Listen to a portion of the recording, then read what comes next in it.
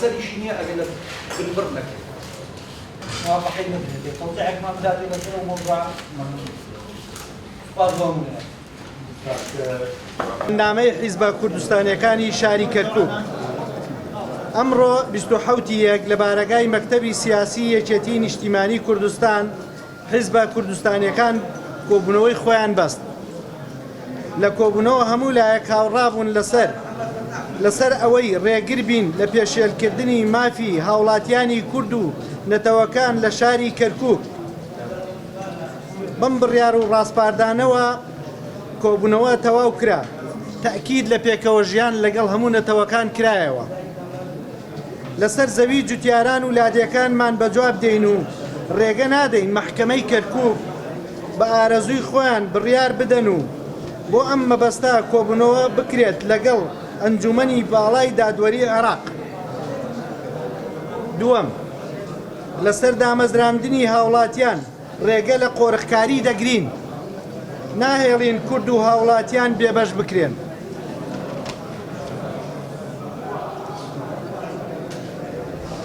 سێم، پێویستە سەرۆکایەتی هەرێم و پەرلەمانی کوردستان و حکومەتی هەرێم لەسەر کەرکووک بەجواب بێن لە بەرنامەی کاریان. کەرکووک و ناوچە دابڕێنراوەکان لەبیر نەکەن. چوارەم، یاداشتێک دەدەینە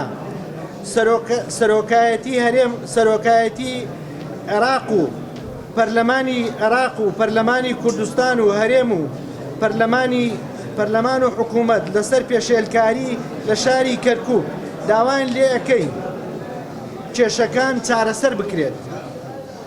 پێنجەم، جەختکردنەوە لەسەر جێبەجێکردنی مادەی 140 و دانانی بودجە بۆیان بۆ زیان لێکەوتوانی کورد لە شاری کەرکووک.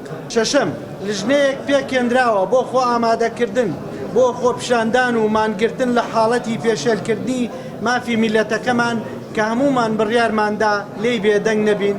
بەداخەوە ئەو کێشەیە کورد خۆی زۆر تاخیری کرد و لە نێوان خۆمانە بوو خەتای ئەتوانم ئەحزابی سیاسی کوردی بوو بە تایبەت پارتی و یەکێتی ئەم کێشەیە نەگەیشتە چارەسەر و ئێستا ئێوە ئازانن فەوزایەکی قورس لە ئێستای عێراقا هەیە و لە هەمان کاتە کۆمەڵی بڕیاری تازە لە عێراق دەرچوویەکێک لەوانە هەڵپەساردنی ئەنجومەنی پارێزگاکان بوو.